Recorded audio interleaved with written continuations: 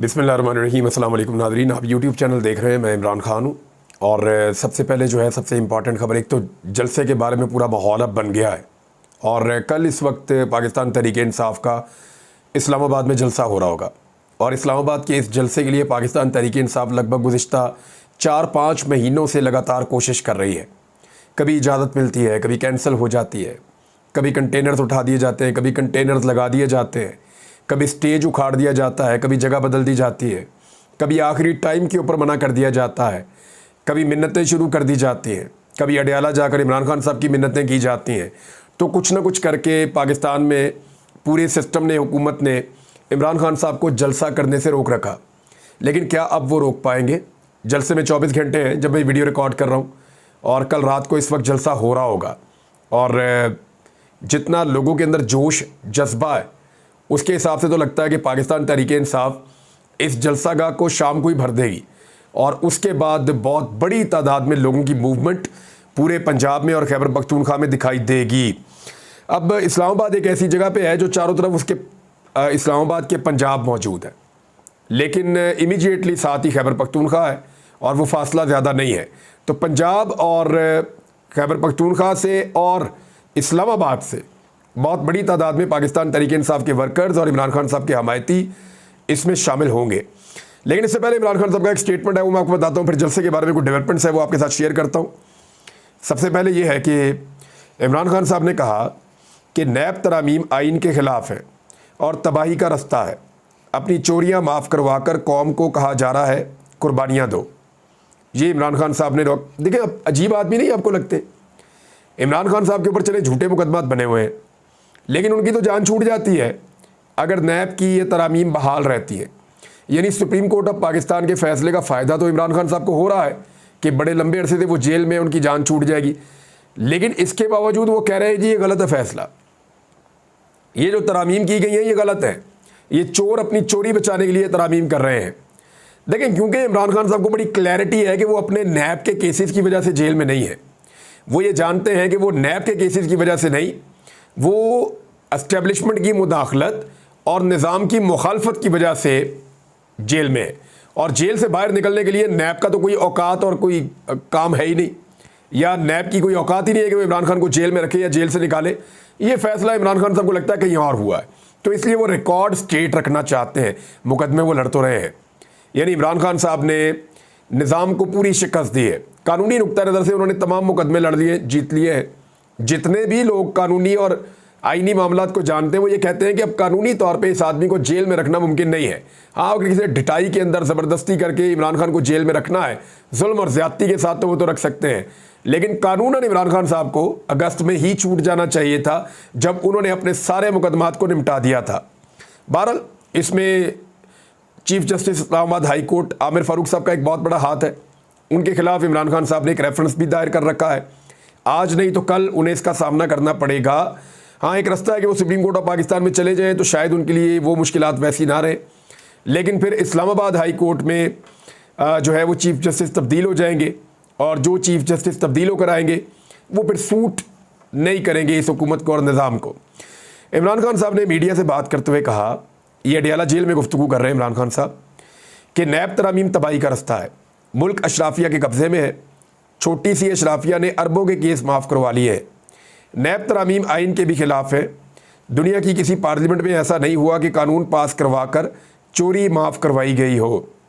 इमरान खान ने कहा कि नैब ने 1999 से 2017 तक सिर्फ 290 अरब रुपए इकट्ठे किए और हमारे 3.5 साल में नैब ने 480 अरब रुपए इकट्ठे किए। ये खबर मैंने आपको पहले बहुत दफ़ा दी है कि एक तरफ जो है वो आप नैब की कारकर्दगी 20 साल की देख लें तो नैब 300 अरब इकट्ठे नहीं कर सका, लेकिन इमरान खान के 3.5 साल में नैब 480 अरब रुपए इकट्ठे कर गया।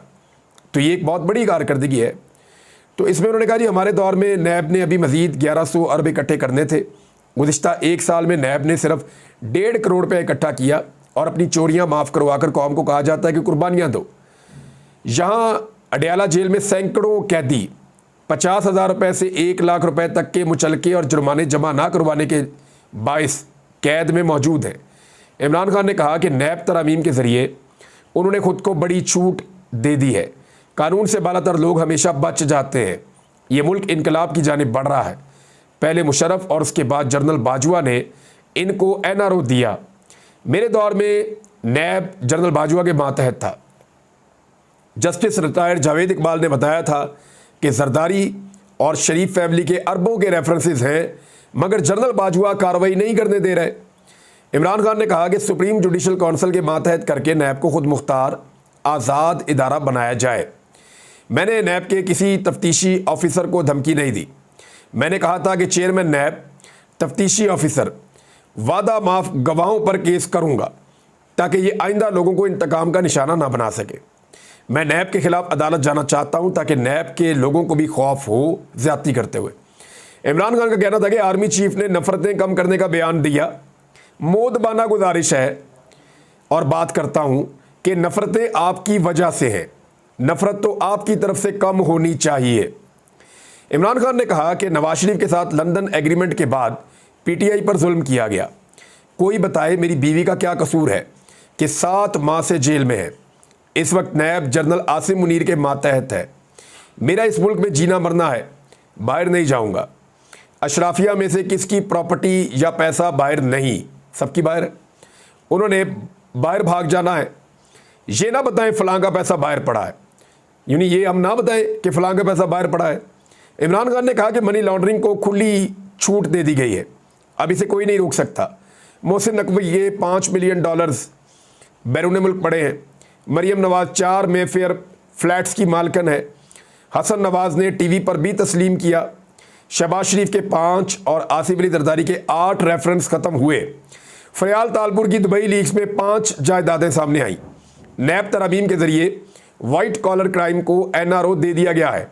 इमरान खान का कहना था कि नैब को खुद मुख्तार इदारा बनाना चाहते हैं और ये भी चाहते हैं कि नैब का भी एहतसाब हो।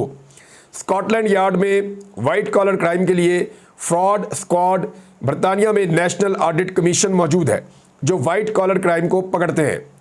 इमरान खान ने कहा कि चोरी करनी है तो आसिम मुनीर और एस्टेब्लिशमेंट के साथ मिल जाएं और जो मर्जी करें, उनके साथ मिल जाएं तो सारे केसेस ख़त्म। ये इंसाफ तो नहीं, इस मुल्क को डंडे की नहीं इंसाफ की ज़रूरत है। हम भेड़ बकरियां नहीं हैं, इंसान हैं। इंसाफ होता है तो अमन आता है। इमरान खान का कहना था कि ये लोग कहते हैं कि नून लीग पीपल्स पार्टी के साथ नहीं बैठते। उन्होंने इलेक्शन में डाका मारा है, उनके साथ कैसे बैठ जाएं।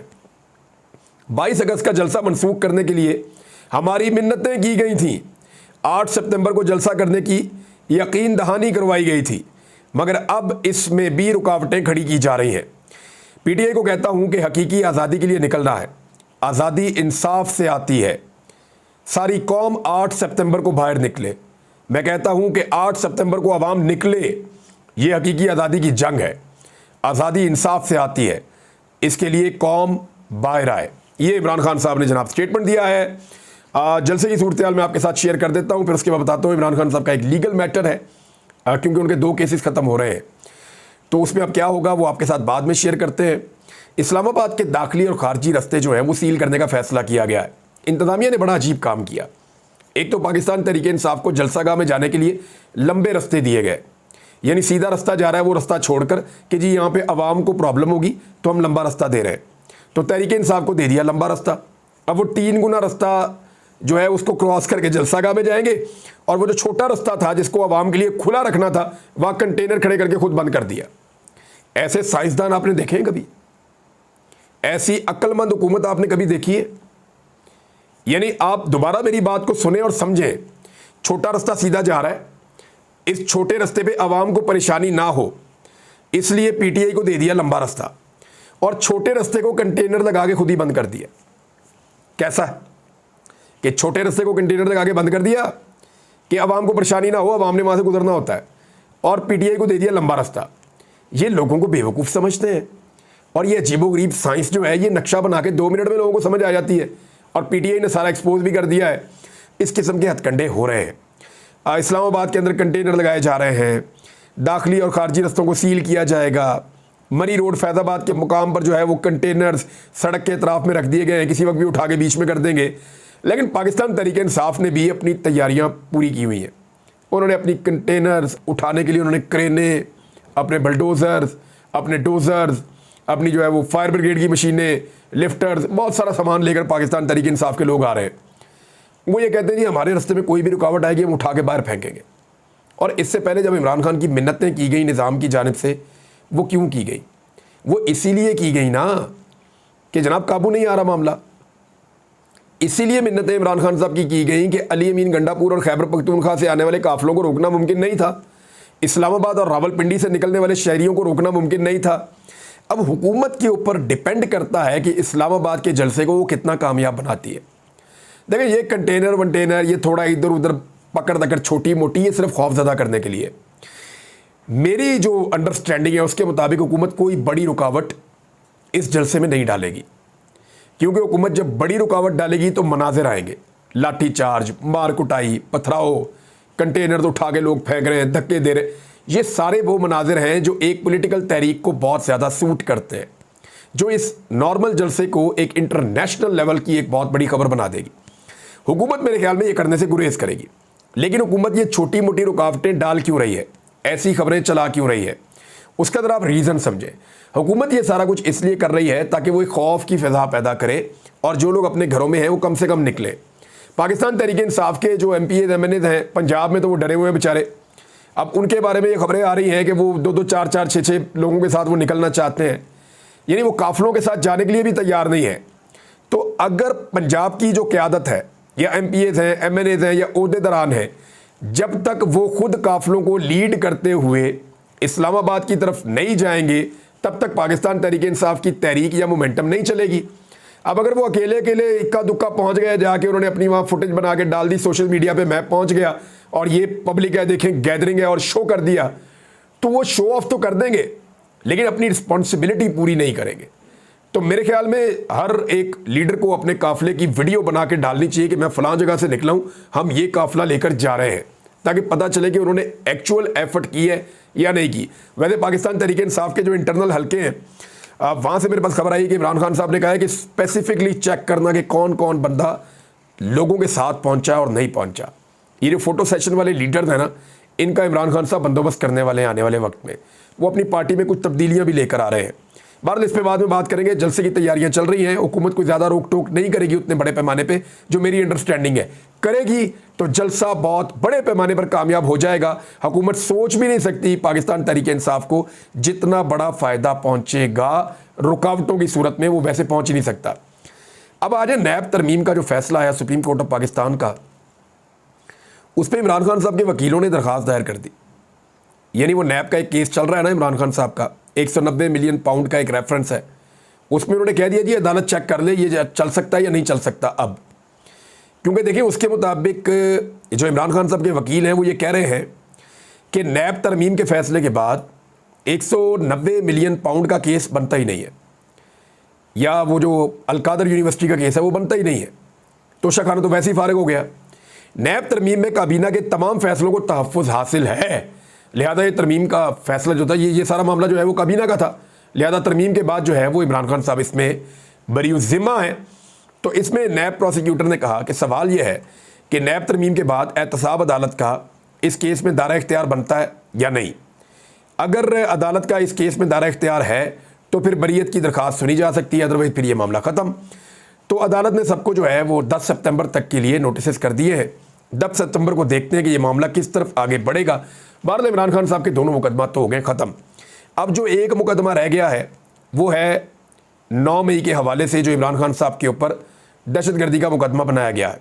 वहाँ पे 4 मुकदमात ऐसे हैं जिनमें इमरान खान साहब ने ज़मानत लेनी है और फिर वो एक आज़ाद शहरी बन जाएंगे।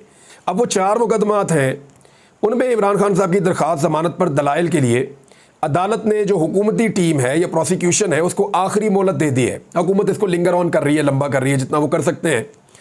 तो इस्तेदाद दहशतगर्दी की अदालत में इमरान खान के ख़िलाफ़ 9 मई के मुकदमात की समाअत हुई। इमरान खान के ख़िलाफ़ सानिया 9 मई के 4 मुकदमात में बाद अज़ गिरफ्तारी ज़मानत पर समाअत हुई है। बैरिस्टर सलमान सफदर साहब ने इस पर दलाइल दिए हैं। एडवोकेट अज़हर सिद्दीक साहब भी वहाँ पे थे। उन्होंने कहा कि आर्टिकल 9 और 14 की खिलाफ वर्जी की जा रही है, इमरान खान के खिलाफ साजिश की गई है और वो 1 साल से ज़ायद अरसे से जेल में मौजूद है। सलमान सफदर ने कहा कि 10 मई, 11 मई और 12 मई को जो मुकदमा दर्ज हुए, इन मुकदमात के इंदराज के वक्त इमरान खान वहाँ मौजूद ही नहीं थे, वो तो गिरफ्तार थे। प्रोसिक्यूशन ने इनके खिलाफ 4 मौक़िफ़ अपनाए और चारों में फेल हुए। प्रोसिक्यूशन के पास हमारे खिलाफ कोई सबूत है तो पेश करें।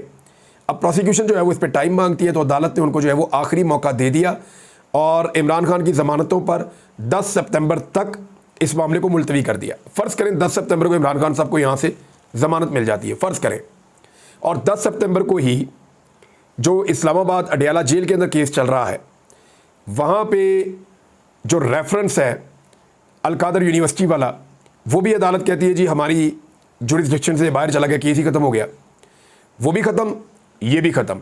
अब क्या होगा? इमरान खान साहब आज़ाद है। अगर कोई और मुकदमा उन पर ना कर दिया गया या उन्हें किसी MPO के तहत बंद ना कर दिया गया या अमन अमान का मसला बना के इमरान खान साहब को कहीं और मैनेज ना किया गया, तो फिर तो वो उस दिन आज़ाद हो जाएंगे। लेकिन अभी भी आप कोई तारीख नहीं दे सकते, क्योंकि यहाँ पे अदालतें कितनी आज़ाद हैं हम सब जानते हैं, फैसले कैसे होते हैं ये भी हम सब जानते हैं। कहा यह जा रहा है कि इमरान खान, सरकार से मिलने वाली इन्फॉर्मेशन के मुताबिक, अच्छा सरकार कहा जा रहा है, एस्टेब्लिशमेंट नहीं कहा जा रहा। अंसार अब्बासी साहब की खबर है, उन्होंने सरकार का लफ्ज़ इस्तेमाल किया, सरकारी ज़राए से, उन्होंने एस्टेब्लिशमेंट के ज़राए या मुक्तदरा के ज़राए उन्होंने नहीं कहा। यानी इसमें कोई वो फौजी ज़राए नहीं है, वो बैना तौर पर समझ आ रही। इसमें जो ज़राए हैं वो हुकूमती हैं। हुकूमती ज़राए तो हुकूमत तो बार बार कह रही है जी कि जनरल फैज़ हमीद और इमरान खान जो है वो 9 मई के लिए रिस्पॉन्सिबल है, लेकिन जनरल फैज़ हमीद पे बगावत का मुकदमा चलाना पड़ेगा फिर। तो जनरल फैज़ हमीद पे भत्ते का मुकदमा तो है कि वो अपनी पोजीशन का गलत इस्तेमाल करते हुए ISI के चीफ होने के नाते पे वो लोगों से पैसा इकट्ठा करते रहे, पैसा ईंटते रहे, डराते धमकाते रहे, इख्तियारात का गलत इस्तेमाल करते रहे, लेकिन उन्होंने फ़ौज और मुल्क के साथ बगावत की, ये मुकदमा उन पर नहीं हुआ। इसके लिए उन पर यह मुकदमा करना पड़ेगा, फिर साथ में इमरान खान साहब को शामिल करना पड़ेगा। तो ये अभी लंबा है मेरे ख्याल में, पता नहीं ये करती है या नहीं करती। पाकिस्तान की एस्टेब्लिशमेंट को एक बड़ा फैसला करना पड़ेगा। लेकिन फिलहाल इमरान खान के खिलाफ एक और बड़ा मज़ेदार प्रोपेगेंडा आया। कभी कहते हैं इमरान खान यहूदियों का एजेंट है, अभी आज फिर खबर आ रही है, यानी कोई इसराइली अखबार है उसमें कोई आर्टिकल छपवा दिया और उसके मुताबिक जी इमरान खान वो वाहिद आदमी है जो यहूदियों को या इसराइलियों को पाकिस्तान के करीब कर सकता है। हालांकि इमरान खान वो वाहिद आदमी है जिसने ये कहा हुआ है अपने मुंह से कि मैं अपने अल्लाह को क्या मुंह दिखाऊंगा अगर मैंने इसराइल को तस्लीम कर लिया, फ़लस्तीनियों को उनका हक मिले बगैर। ये इमरान खान साहब ने कहा हुआ है, उनका ये स्टेटमेंट है, और इसी के बाद उनका बुरा वक्त शुरू हो गया था। तो उसी इमरान खान को कभी कहते हैं ये कट्टर मुसलमान है, बड़ा पक्का मुसलमान है, तो ये अंग्रेज़ों को सूट नहीं करता, लिहाजा आप इसको ऑक्सफोर्ड का चांसलर ना लगाएं। फिर अगले ही लम्हे वही टीवी चैनल्स और अखबारात खबर देते हैं कि नहीं नहीं इमरान खान तो यहूदियों का एजेंट है, ये तो यहूदियों और इसराइलियों के लिए काम करता है। यानी इमरान खान के बुग़्ज़ ने इन लोगों को ऑलमोस्ट पागल कर दिया, ये ज़हनी मरीज़ बन गए हैं। और वो आदमी जेल में बैठा हुआ बिल्कुल रिलैक्स और नॉर्मल है। वो इतना नॉर्मल है कि एक सुप्रीम कोर्ट का फैसला आता है, उसको फ़ायदा भी होता है, वो फिर भी अपने मौक़िफ़ से पीछे नहीं हटता। अब तक के लिए इतना ही, अपना ख्याल रखिएगा, अपने इस चैनल का भी। अल्लाह हाफ़िज़।